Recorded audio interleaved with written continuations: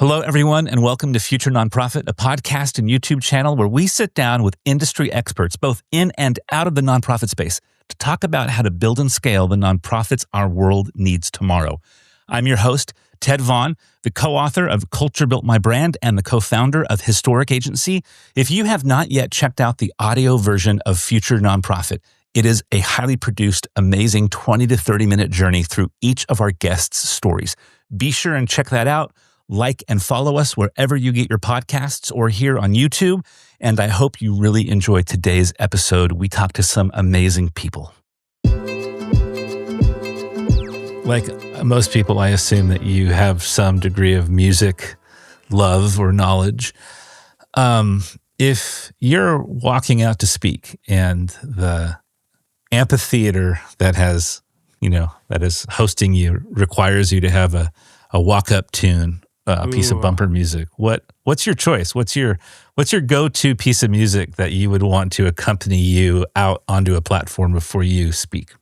Wow, that's a great question. I mean, I grew up in the era, in the 90s when the original Jock Jams came out, so that my first thought was to go to Jock Jams, but the current one, because I'm a dad of 3 young kids, that they love as the family pump up music is "I'm on Top of the World" by Imagine Dragons. That one gets a lot of play time in our house right now.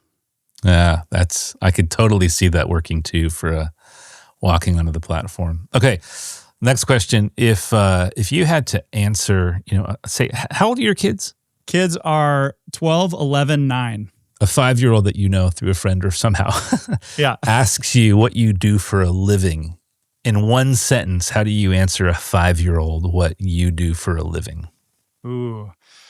Usually, if it's somebody I know well enough and I know their parents and I know that they're not going to be too shocked, I say something about how slavery still happens in the world and we help get people out of slavery around the world. So Nice. Even young kids can kind of get their head around that concept and that idea, obviously without going into the nuances and darkness of it, but just that concept that, did you know that people are still in slavery in the world and we exist to help get them out? Love it. Okay, well, you're obviously doing something with your life that many people don't do. You're going down a path, and I find that often the path that nonprofit leaders, CEOs, starters, founders are on tethers directly back to story of origin in some meaningful way. So let's just kind of go back to your family of origin. First question, what kind of home did you grow up in? Stable, unstable? Just give me the thumbnail of your entrance into this world in the context.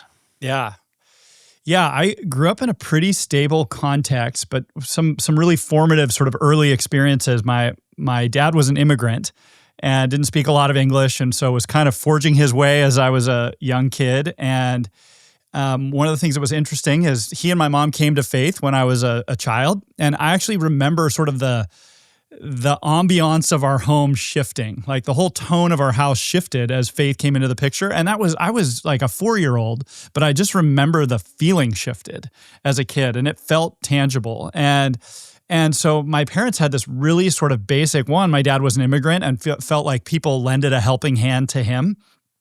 And so for him, when he came to faith and started reading the teachings of Jesus, he took a pretty literal a view of this idea where, Jesus says, whatever you've done for one of the least of these, it was as if you did it to me. And sort of, true religion is to care for the widowed and the orphaned. And so my parents sort of took that really literal, but they didn't have a lot of resources. And so from the time I was young, we ended up with this house with an extra bedroom because my grandparents built us a house on their property, my mom's parents. And so we had, even when we didn't have a lot of means, we had a house. And we couldn't have had that house without my mom's parents. But my parents were like, well, we got this extra room, so we probably need to use it to help like the widowed or the orphaned or the disenfranchised. And so my whole life we grew up with, we had 2 different sets of refugee families living with us. And I'll never forget, a family of 5 moved into that spare room, didn't speak a word of English, lived with us for 6 months. They had 3 young kids. We were young. It was utter chaos. Our house smelled like cabbage all the time because they just wanted to do something to contribute. So they just made cabbage soup. They were from the former Soviet Union. And so I just grew up around this idea of like whatever we have, we're supposed to steward for kingdom impact to serve those who are more vulnerable than we are. And also my parents understood that like people reached out and gave them a helping hand. And so as we had more resources, and eventually my dad started a company and achieved a level of success, but always that posture of whether you have a little or a lot, you should use that to impact the world around you. And that really did shape our whole family trajectory. Was the immigrant dynamic in reality something that had context? Like, did you eat certain foods? Were there certain rituals or things that shaped your ethnic identity? Or did you grow up in just a quintessentially American home that was kind of, not clouded with ethnic elements? Yeah, the interesting thing for my dad he came from a pretty tough background. And so for him, America was really the American dream. And so he went all in on being an American. He is proud to be an American and sort of instilled that sense of patriotism and this idea that like, to kind of go all in as this is a country of immigrants where there's an opportunity to pursue your dreams and overcome obstacles. And so I would say in a lot of ways, no, we very much grew up with this sort of very American identity, even more so than maybe a lot of my friends, because that really represented, opportunity and freedom and possibility. And if anything, that my dad feels like that really was the story of, he was able to pursue his dreams and loves America for that. Go back to the home. So you have people how long would people stay? You had people in your home for a short period of time, a long period of time? Yeah, so we had the two sets of refugee families. I think one was about 6 months, and then they moved out for a few months, and then another family moved in, a family of 4 moved in for, I think, about 5 months. So when it feels like it's stretched out over the majority of kind of this 18-month period, it was a really formative time of childhood.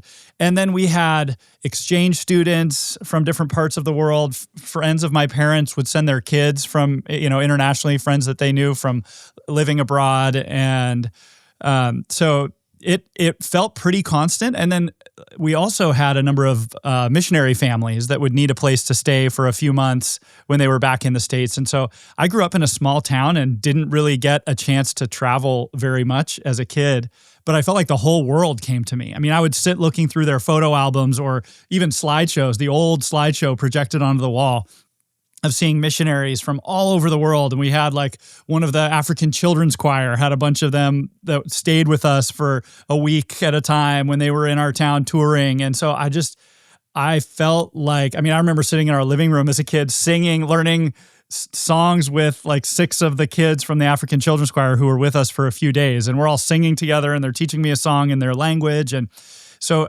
there was almost always, I would say, from when I can remember until I, left home at 18, almost the entirety of that time, there was somebody living in that bonus room. What was your earliest memory of career? What did you want to do when you grew up? What was that? I wanted to be a stuntman. What was your kind of first desired career? Yeah, the first one I can remember was Indiana Jones. Right, was the idea of being an archaeologist, a treasure hunter, this combination of sort of the mysteries, growing up in a faith context where there's all kinds of mystery, but you read about, this thing was just discovered in Israel and they've discovered some element of Solomon's temple or, combined with obviously growing up at the heyday of the original Indiana Jones. I think there's a treasure hunter inside all of us. And so I still joke that a friend of mine, I was at a dinner the other day and he asked the question, if you had to do a different career and you would be automatically successful at whatever it was and it couldn't have anything to do with what you're doing now, what would it be? And I was like, treasure hunter / archaeologist, but not the kind that just sits in the desert and dusts off like some like little dinosaur bones or the kind that has a whip and a gun. You want to go, yeah, exactly. You want to get after it a little. Okay, well, take me on the journey. So you're in this amazing setting as a home. There's this kind of adventure Indiana Jones. I'd imagine some of your awareness of the broader globe, and the Indiana Jones travel, kind of exotic realities. Where did life take you? What was your career journey, education journey, and how did your earlier years shape that? Yeah, well, I knew I wanted to see the world. Again, growing up in a pretty small town, a farming and dairy town in the foothills of the Cascade Mountains, a little ways outside of Seattle. I felt like the world came to me as a kid because of my parents, but I really wanted to travel. So I honestly, right after high school, I was trying to find the cheapest way to go spend a year abroad. And I ended up finding this little Bible school in Germany that was an English-speaking Bible school, and it was the cheapest way I could spend a year. I didn't really know that much about it. I had heard about it sort of through a friend of a friend. And I remember my dad giving me like a phone card and a pile of cash and like, call me if it's a cult and I'll bail you out. And so I packed my bags and it was amazing. It was like 90 students, and my roommate was a 40-year-old pastor from Togo, Africa, and I was this 18-year-old wide-eyed kid wanting to see the world. And so that sort of started me on this trajectory of really getting a taste for what God was doing around the world. But obviously, having this 40-year-old roommate from Togo, Africa, who, just hearing his story and what life was like, kind of a bit of a shell shock for a small town kid. And then from there, I thought, just because of my family, my dad's story, I thought I'd go in the business route and just like, okay, I'll try to go make a bunch of money so I can do a bunch of good in the world. Like if I can be successful, then I can use those resources to help, with the causes and the things that I care about. I ended up off to undergrad in Canada, studied in Canada.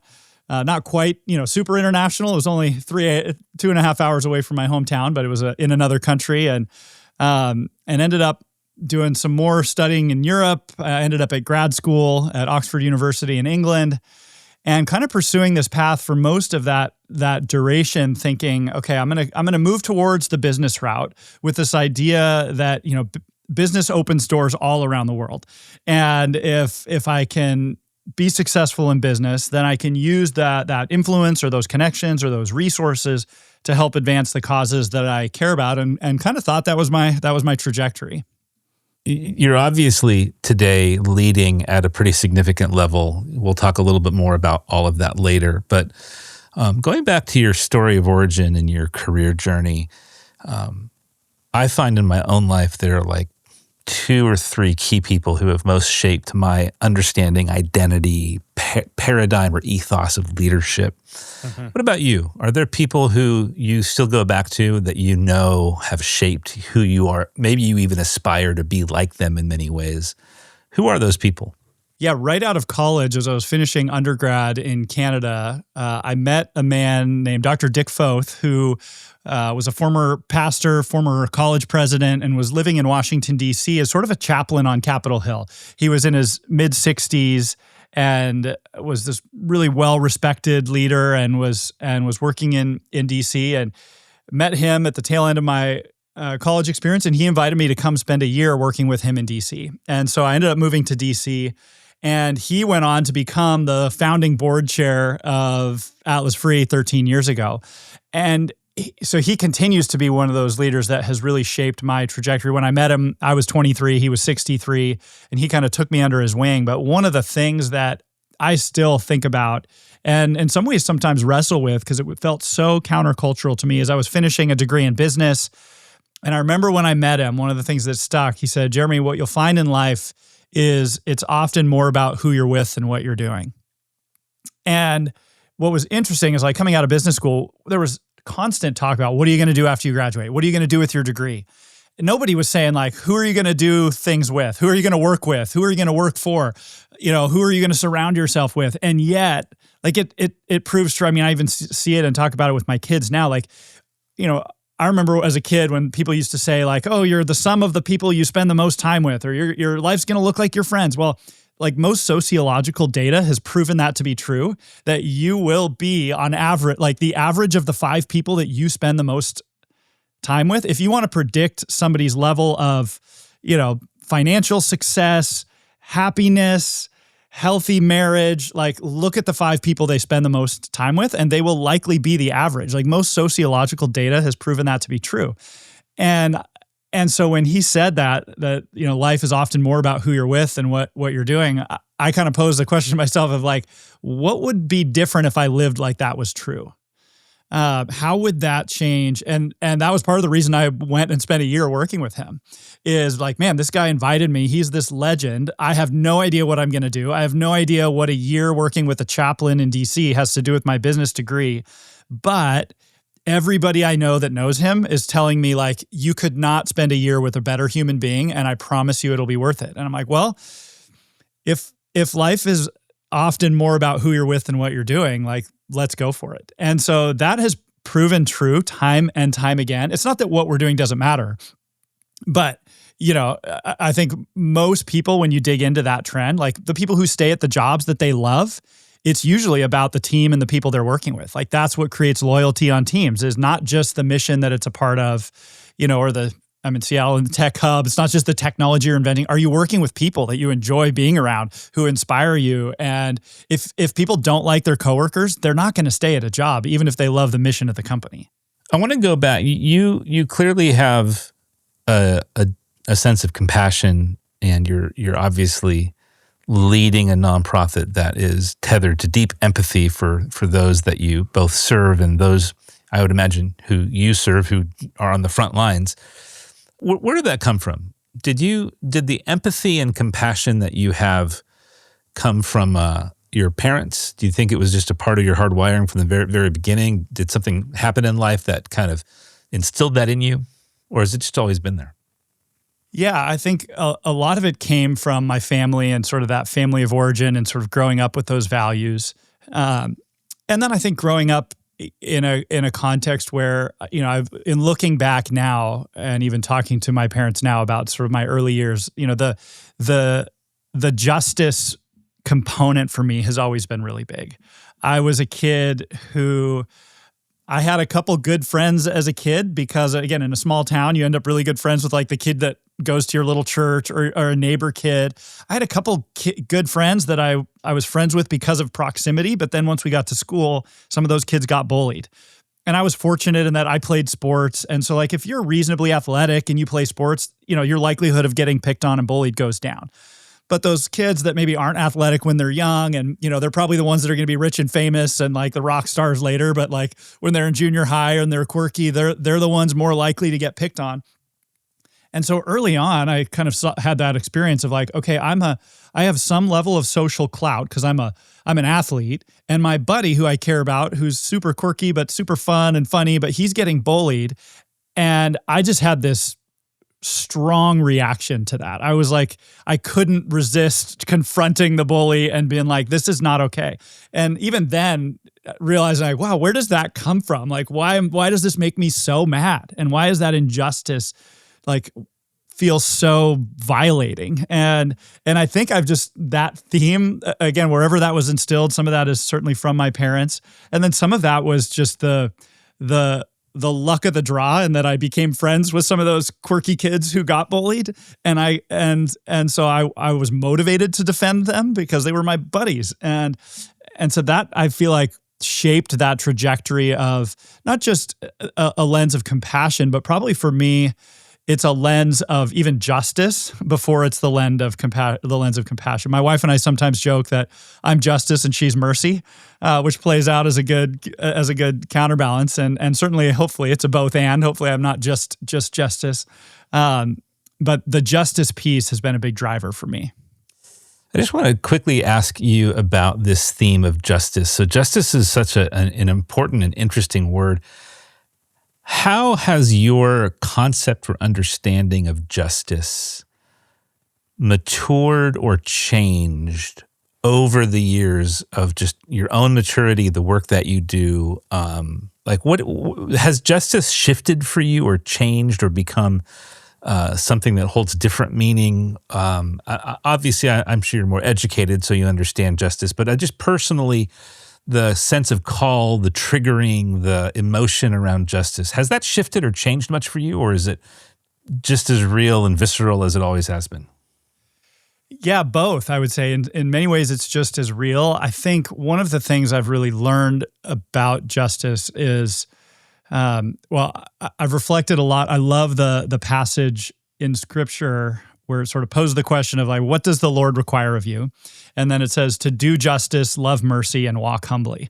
And what I love about that combination, whether someone's coming at that from a faith lens or not, is just that simple sort of 3-stage, like do justice, love mercy, walk humbly. And I think for me, even at times where maybe I've been the most outraged at an injustice, I think one of the things that I've really learned is that combination. I mean, I'll never forget the first time I drove through a red light area and saw the scale of the problem.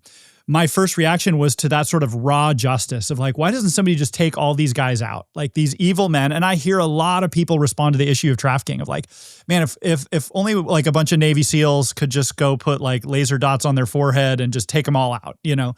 And yet over time, even some of this was learned through some of these trafficking survivors that were like, well, this boy that I grew up with in this red light district, he became a trafficker because that was all he knew. But he was so nice to me as a kid, and realizing like, oh man, these are like every single one of these people is a child of God. And even what would I have been capable of if I was a boy growing up in the system, living in a red light district in India or in Cambodia and fighting to survive. And so I think one of the interesting things with, and I see this in the nonprofit space broadly, sometimes you have people that just do one of those things, right? They either do justice or maybe they even just love justice. Like that's just all they're about. And if you forget like what the Bible tells us we're supposed to do justice, it's almost like this burden to bear. But the thing we're supposed to love is mercy. And I think part of why like we're supposed to love mercy is that it starts with that understanding of like, one, how much mercy has been shown to me? Like what grace have I received?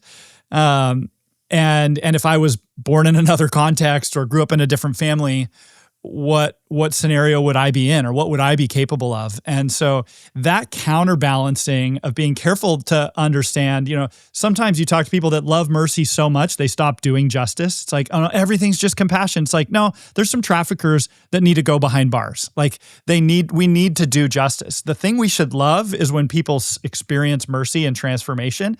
And I think it's when those things are balanced right, that's what enables us to do the third part, which says walk humbly, is the sense of like we walk humbly because in some ways, none of us are worthy to do justice. Like we all have areas where, we've received mercy, and yet justice is this mandate that we have to go and carry out on behalf of those who are exploited and taken advantage of.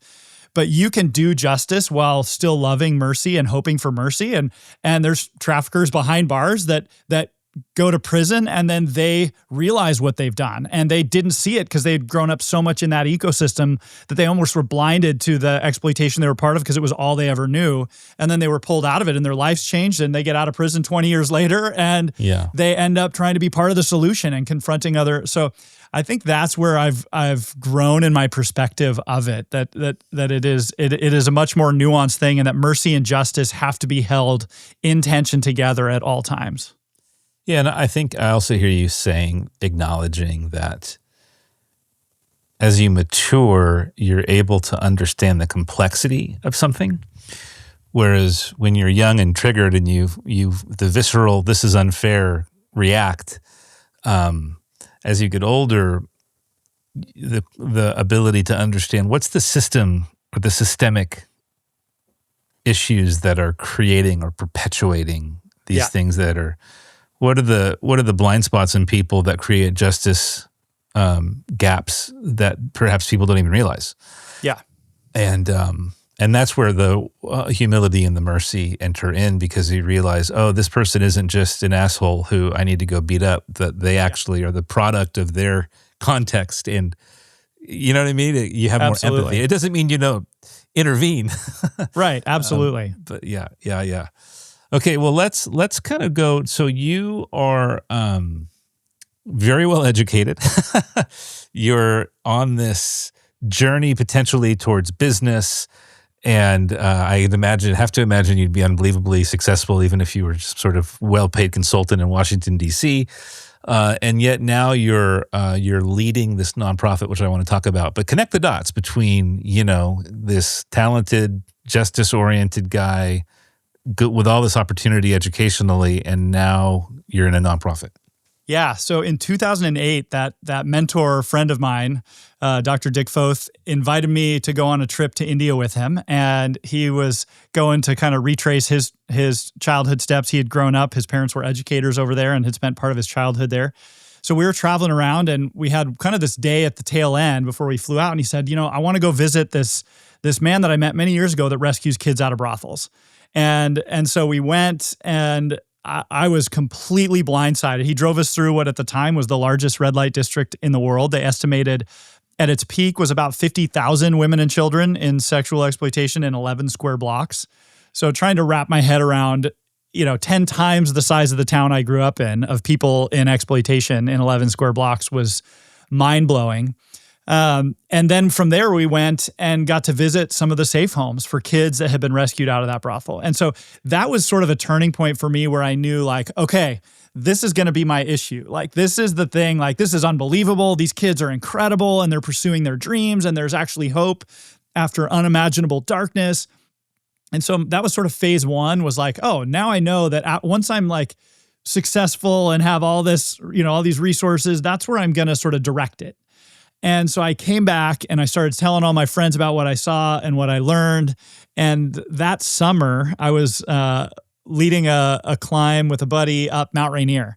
And, if you grow up in Seattle, everyone looks at Mount Rainier on the skyline. If you're reasonably outdoorsy, it's probably on your bucket list. So I had done it. I had done a fair bit of climbing and had a group of friends that wanted to learn to climb so they could climb Rainier. And so we were doing this climb.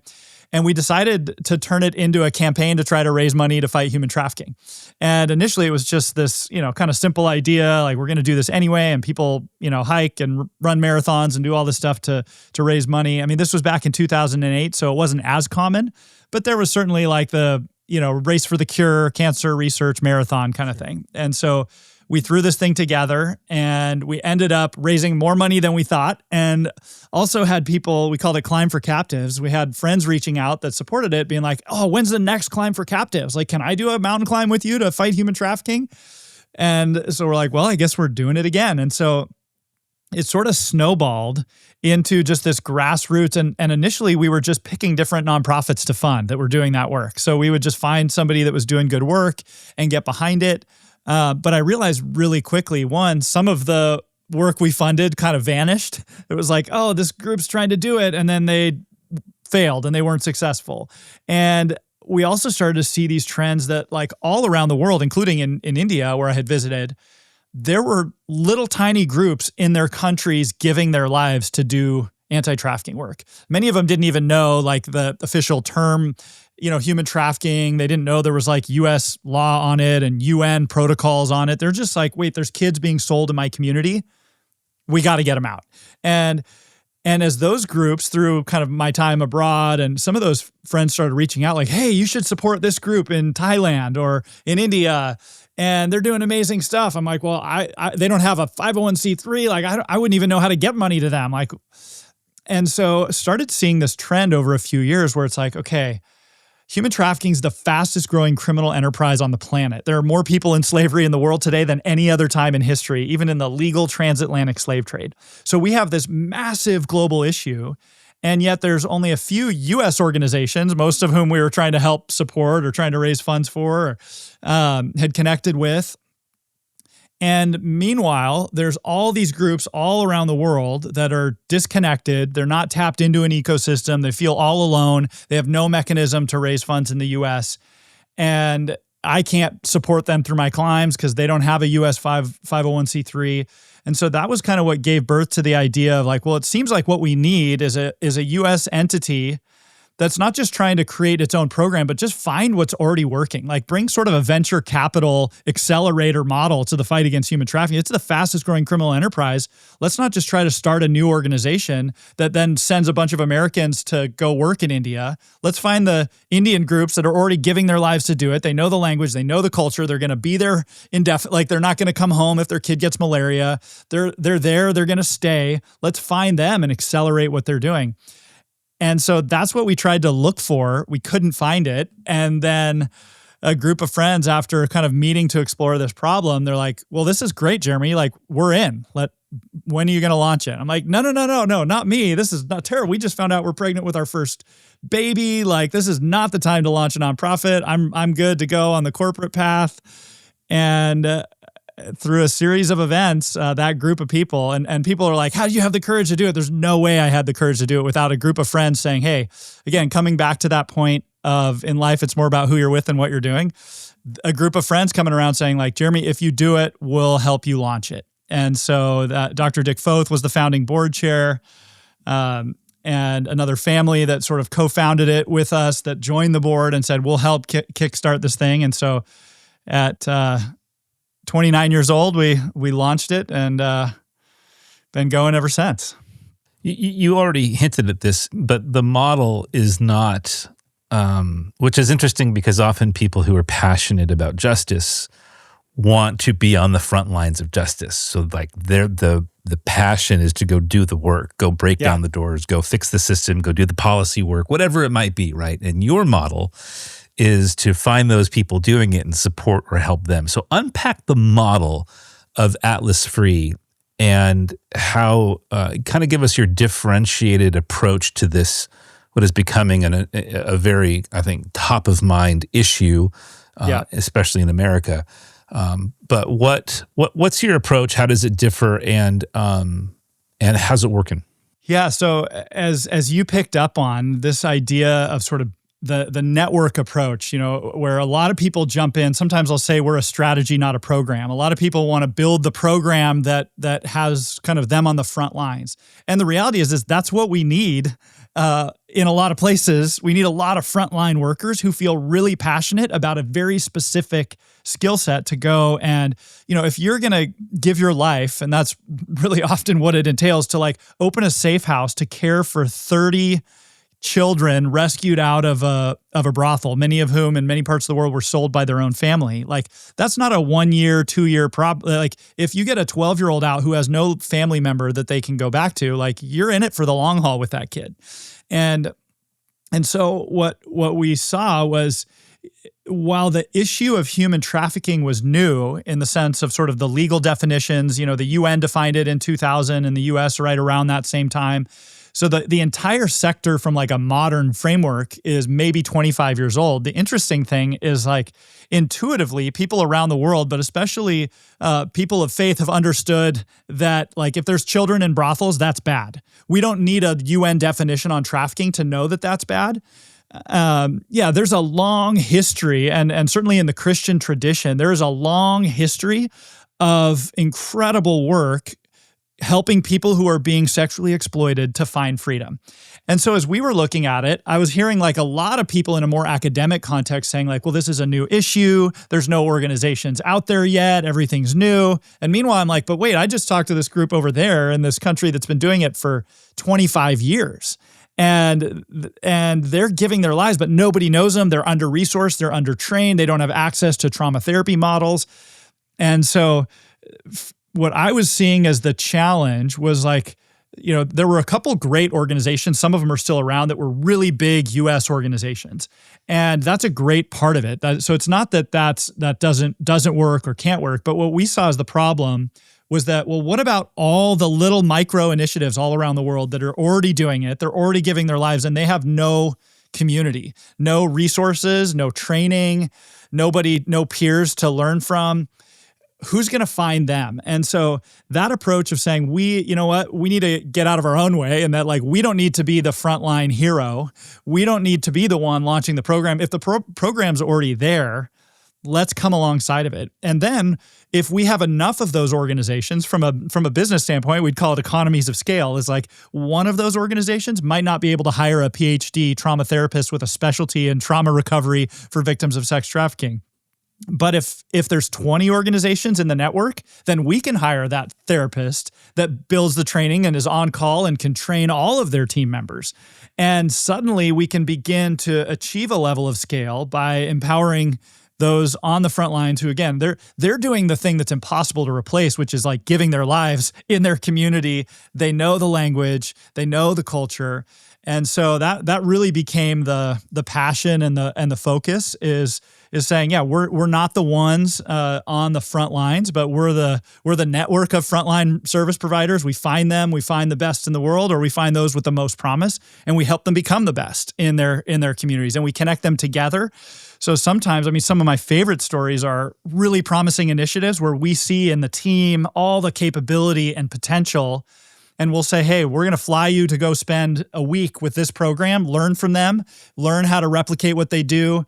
We'll cover this, then we'll help you staff up. And now in some of those places, 5, 6, 7 years later, some of those are the biggest programs in their country now. I love the model. And I think in some ways it speaks to what is more and more necessary as philanthropy is in decline. And the for-profit sector competes on mission every bit as well and often as the nonprofit sector, right? Like Patagonia and Meta and Ben & Jerry's will leverage their goal to make the world better. Yeah. And they'll do that better than most nonprofits. So there's just so much shift and change that's creating friction in our sector, right? And also just think about generational shifts for most Gen Z is maybe millennials as well. The idea of a nonprofit is just more of a tax status than it's some sort of sacred thing, right? Yeah. So there's a ton of friction today, and I love what you're trying to do is just not compete with one more well-meaning cause that you think deserves to be funded because you're so passionate but you're taking a very smart strategic approach. What does that mean for your leadership and the scale and growth of your own organization? Because in some ways you could do that without a huge infrastructure because you're not necessarily like what is the work on the programmatic side that is the most intensive? Like, are you more of just a fundraising organization, or are you actually supporting programmatically in lots of other ways? Like you had mentioned, counseling, strategy, back end office stuff. Yeah. What does that look like? What's the work? Yeah, absolutely. So on the program side, I mentioned kind of that element of the trauma therapy. That was one of our first sort of full-time programmatic hires was once we got to the stage where, we had a big enough network, then we could justify hiring a PhD trauma therapist and creating trainings and curriculum and tools. And so there's a significant component of the programmatic work that's on that resourcing and capacity building side. And so, we think about it through a few different lenses. One, you need the program people to actually be out there meeting with the good organizations. And unfortunately, you also have to sniff out the bad ones, right? Is that one of the things that's happened is anytime a cause becomes sort of a cultural hot button issue, which most would say, they probably hadn't heard about human trafficking 10 years ago. And now they've at least seen the movie Taken with Liam Neeson. Like it's on the social radar. And so there's a lot of international groups that some are just frauds. They're trying to leverage the cultural momentum. But some are not doing anything related to human trafficking, but they try to sort of rebrand it. It's like, well, we work with kids. And I mean, any kid that's like in our program is probably going to be less likely to be trafficked because they're in our program. And so we're an anti-trafficking program. And so, we need it. Obviously, in order to do our work really well, you need a certain, small team of program people that are actually finding the good ones and parsing out the not good ones, and then building out those resources. So yeah, the trauma therapy programs, the other piece that we've added is a sort of policy component where a lot of those organizations want to understand what are the trends happening globally where we can see progress on how do we get fewer people trafficked in our community? What policies do we need to be advocating for locally? When can we pool our collective voice and assert a collective sort of network voice on behalf of, the policy initiative? So those policy components become increasingly relevant. And then we do a lot of organizational coaching as well. So we try to, with our network, kind of jump in and say, okay, where are you stuck as an organization? Like you have all the potential in the world to be transforming your communication or your program impact. But we often joke that nobody launches a nonprofit because they're passionate about boards, budgets, and bylaws. But if you screw those things up, you're going to be in a world of hurt. Like if you can't if you can't read a P&L and figure out how to budget appropriately, you can have the most compassionate, sacrificial person laying down their life to have a safe home full of kids. And if they can't budget, and if they don't have a board that's going to be like putting good structures in place and making sure like their child protection policy is there, and what do you do if a kid runs away and now the government's like, wait, did you lose a kid? What happened? Like if you don't have the right policies, compassion is not enough. And so for us to come alongside with some of that coaching, those best practices, those resources. So most of our programmatic effort goes around those components. As opposed to doing that direct frontline service. Like we're not staffing the safe house directly. And I could see the model that you're building being such a helpful model across multiple verticals in the nonprofit space, but you're clearly focused on, putting sexual exploitation out of business, right? You'll close up shop when that mission's been accomplished. Absolutely. Yep. And I think that's great that you're laser focused on a specific issue, but your value add and your model, and it's not to go out there and compete with all the other frontline people, but to help support them and help the good ones be better. Yeah. And we want to see them succeed. I mean, that's the other piece of we celebrate when our network members grow, right? When they're raising more funds, when their programs are expanding. And so it's not only do we try not to compete, but we're for us, success is actually seeing them grow, seeing them thrive.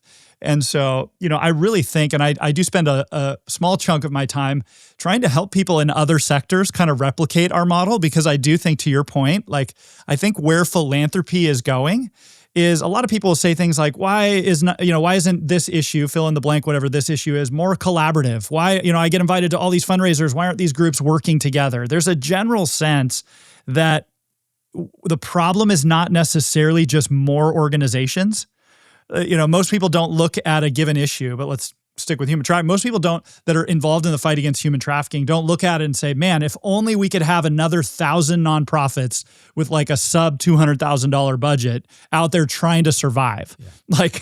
And yet, you look at the percentage of nonprofits in America, a lot of them are tiny little nonprofits with a founder just trying to keep this dream alive. And again, there's nothing wrong with that, but at some point, the goal can't just be more and more. It has to be more strategic collaboration, more strategic coordination, and more of the right programs scaling rather than just more programs generally. I want to talk about the challenge of fundraising. It's a challenge everywhere for everyone all the time and only getting harder. But, just to use a classic example of like a building campaign, building campaigns often work really well because people like to buy a brick. It's like, and in your model, it almost feels like if I'm a donor, I'm giving you money to buy a brick on my behalf. Yeah. Now, I'm sure I'm not suggesting that's what you're doing, nor is that how you're positioning yourself. But how do you compel people to give to an organization that is essentially a layer between their gift and the front lines that they're giving to? Or do you try and reduce that front lines? Like, how do you compel people to give and mitigate that barrier of like the middleman? Yeah, it's not always easy. One thing we've realized is there are a certain percentage of people that are hungry for strategy. So maybe they've done a lot of giving and a lot of philanthropy, and so there's a percentage of our community that just really resonates with the model. And so they actually love that element. They love the strategic layer. And then there's still a huge percentage of people that don't care. Like I often say, as a general rule, when it comes to philanthropy, most people fund stories, not strategies. Like people want to help save a life. Like there's something just sort of deeply beautiful and human about someone like, I just want to help save a life. And, there's lots of critiques around like the child sponsorship model. There's pros and cons, but the reason it has worked historically is that sense of direct connection of like, people don't actually understand exactly what's my $38 going to do and how much of it is used for that. And what if I stop giving, is that kid immediately kicked out because now I'm not paying his 38, or what is that? There's actually a lot of complexity behind that, but it simplifies this idea of like, I'm helping save a life. And so understanding that's what a lot of people want. And so for us, we still have to work really hard to communicate the element of when we succeed at what we do as Atlas Free, that means our network members are growing, are impacting more lives. So how do we connect that next level of okay, and we try to report pretty extensively on this and celebrate those milestones of, Atlas Free was able to help build this new facility for this network member. And as a result, there's 16 girls that were just set free and are now in that home. And here's a story about that. Well, that's only possible because the Atlas Free community rallied and said, we're not only are we helping coach that organization, but we're actually funding some of their infrastructure. And we're funding, we do a lot of direct funding in specific impact projects where it's build a safe house or furnish a safe house or provide these scholarships or, pay for legal fees to prosecute the traffickers. So we do try to stay diligent about connecting it back to those simple impact points where it's, hey, a trafficker just went to prison because an Atlas Free team member paid for the legal fees. Like, that's a big win. Now that, he's not trafficking anybody anymore. There's something about your positioning, and not to consult right now, but I feel like you guys could do a better job of articulating this, and that is that you allow the practitioners and the front lines people in this fight actually do what they're called to do and best at. Like you're giving them back time, you're setting them up to be effective, and you're preventing them from getting lost in the mission drift that, you know what I mean? Yeah. Yeah. I mean, you're saying that. I see that. But I think especially today when there's so much change, so much friction, it's never been harder to be effective. There's never been more cynicism around the nonprofit space. So anyways, yeah. I think your model is probably just beginning to see its potential because I think, to your point, more people will resonate with what you're offering and why. Well, I appreciate that. Okay. What is the best decision that you've made as CEO, president? Is your title CEO, president, executive director, all the above? CEO. Okay. Yeah.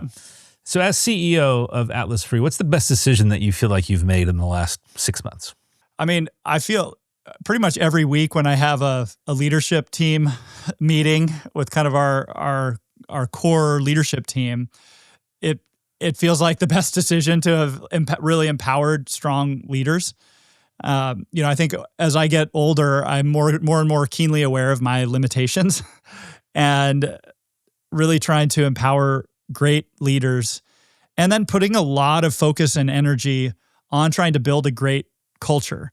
And I think it's one of the pitfalls that, even looking back at times, but that I still see other organizations that make this challenge of, especially for founders like me, that like we came to it for the mission. I didn't come to it for the team because there wasn't a team of staff members. I mean, there was a team of board members, but for me, when I was employee number one and the only staff member, the mission really drives most founders. But at some point, sort of, we often say that people come for the mission, but they stay for the team.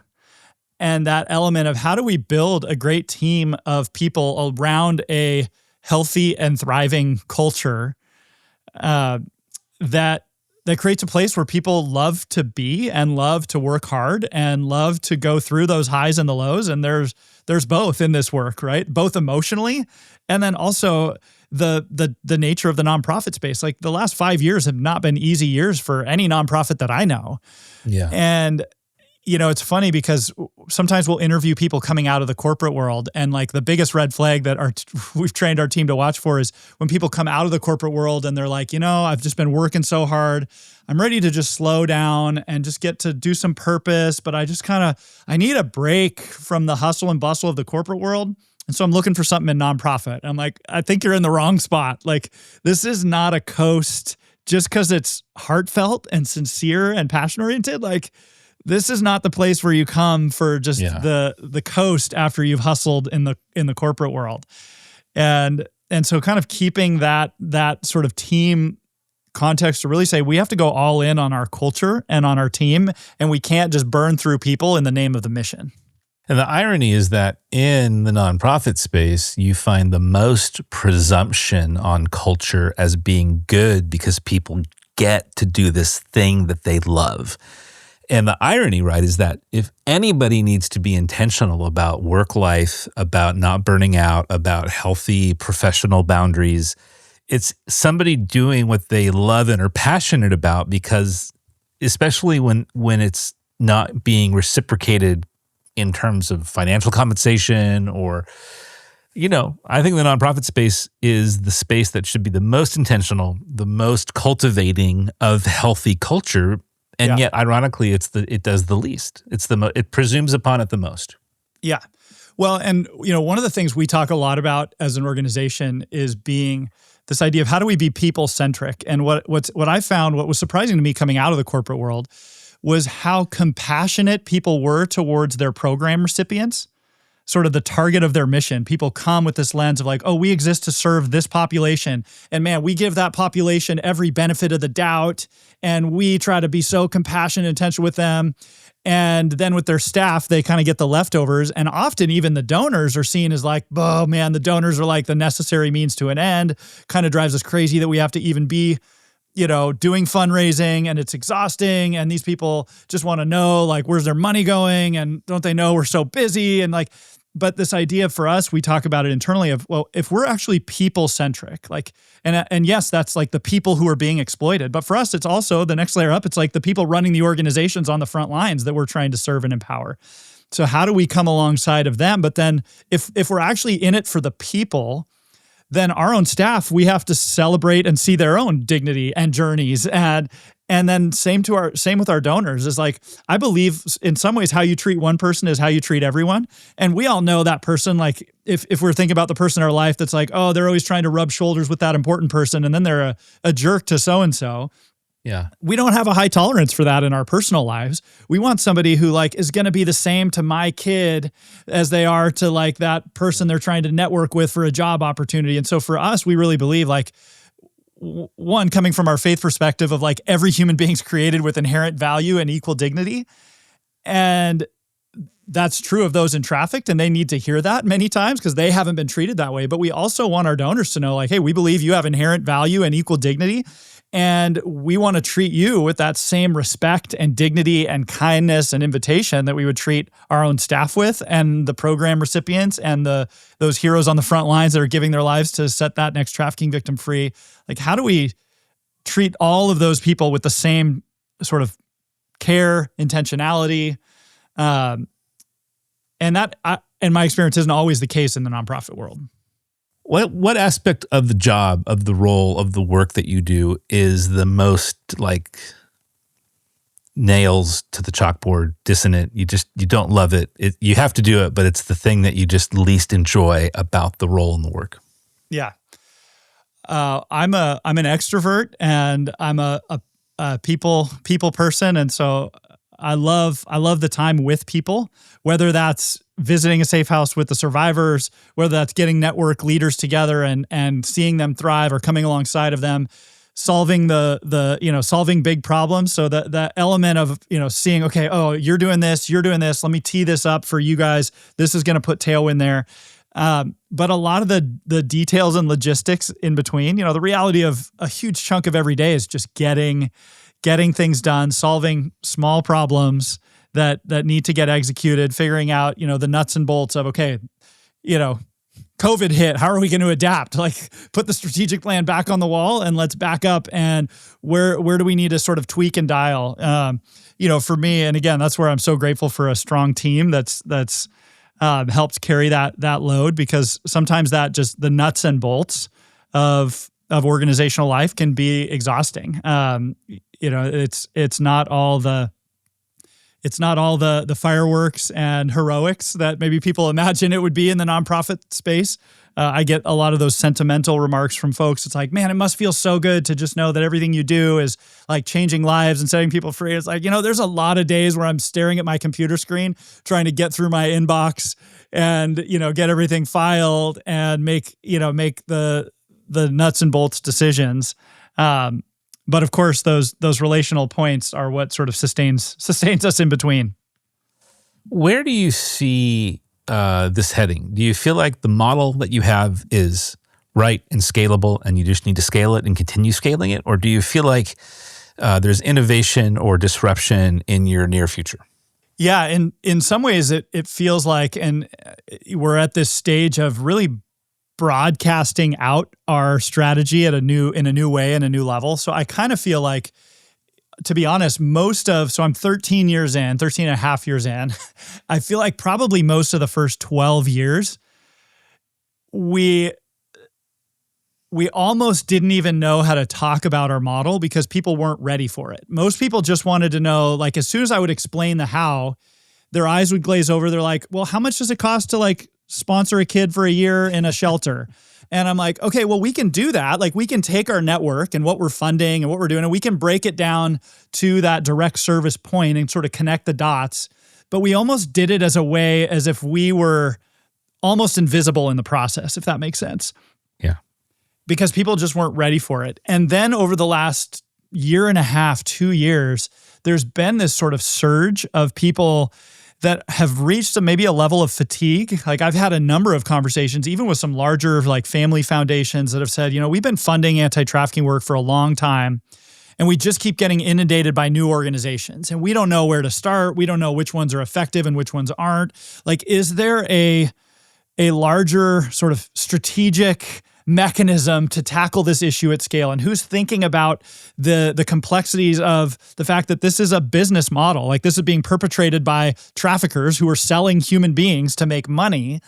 And who's trying to like actually break down the business model? And so we've really, like, even just in the last year, started using that phrase of like, we exist to put sex trafficking out of business. Like, yes, we want to help as many people as possible, but we're actually trying to break the business model that makes human trafficking low risk and high reward. Like, you are right now in the most parts of the world, you're more likely to be struck by lightning than prosecuted for trafficking people.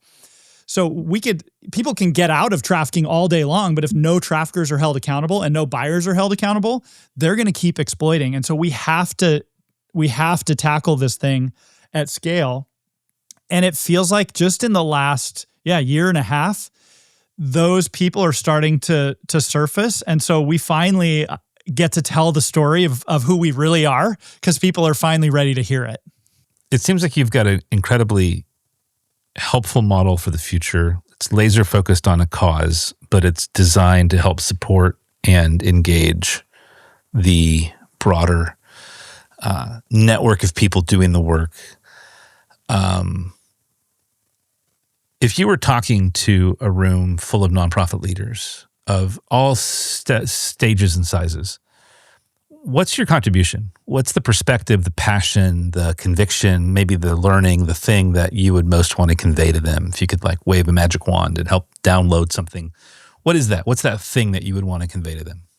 Yeah, we just a month ago or so had a group of over 130 leaders from over 55 organizations, specifically in the anti-trafficking space, together. And so my head immediately goes to that room, because that was the group of leaders that I was with, and sort of painting that picture for how do we work to be better together than we are alone?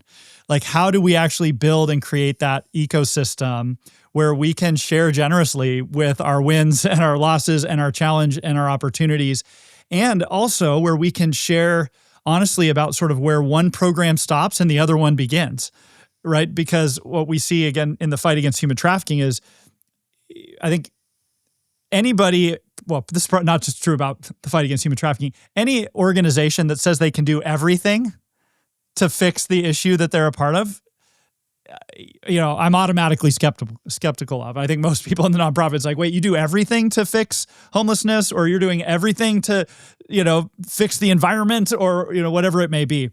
And so most people understand intuitively, like, I'm playing this specific role. And I think deep down, they want to be a part of an ecosystem where they know that when they stop, somebody else picks up. And so that element of joining and participating in a community where you get to focus on being really good at what you're really good at, and then you get the joy of being linked up with other people who pick up where you left off. I think it's one of the ways you prevent against mission drift, which our sector likes to talk a lot about, the mission drift and why that happens. A lot of times it's chasing the needs of the people you're serving because you don't know who's picking up where you left off, and you care so much about your constituency and those that you're serving that you keep tacking on these pieces where it's like, well, somebody's got to do this and somebody's got to do that, but what about this need? And you can spread yourself so thin. But when you're part of an ecosystem where it's like, be really good at what you do. Yeah. In the nonprofit space, we don't like to think about like competition. Everyone wants to be so postured sort of towards humility. But I might even go the next step is like, try to be the best at what you do. Now, that doesn't have to be mutually exclusive. Like, yes, there's going to be other good people. And in the nonprofit, people are like, no, who are we to say? I don't want to be the best. I just want to be good with everybody else. It's like, go be the best at what you do. And that's going to elevate other people that you are in relationship with are going to be like, wow, I want to be good like them. Like, Michael Jordan made everybody better on his team. And that element of like, but be the best at what you do. But then be in the type of community and relationships where you get to see who's the best at what they do and where you can hand off. Like, that's what I love about building this network is that people get to be holistic without having to do everything because they start to understand. I mean, I talked to someone recently after one of our gatherings that had been in the fight against trafficking for 16 years, and they came to me so excited because they're like, I finally feel like I'm part of the solution. Like we're really good at this one thing, but it's always felt like it was out here by itself. And now I feel like I'm a part of a team that like every part of the fight against human trafficking is happening in this room, even stuff I know nothing about on the policy front, on the demand reduction, on the tech side and the AI side. And there's all these things. And now I'm like more passionate than ever about being really good at my piece because I understand how it's connected to the whole. For more stories from experts in the industry and to learn how to take your nonprofit into the future, like this video, subscribe to our channel and podcast, and visit makehistoric.com/insights. Thank you so much for listening. I'm Ted Vaughn, and this is Future Nonprofit.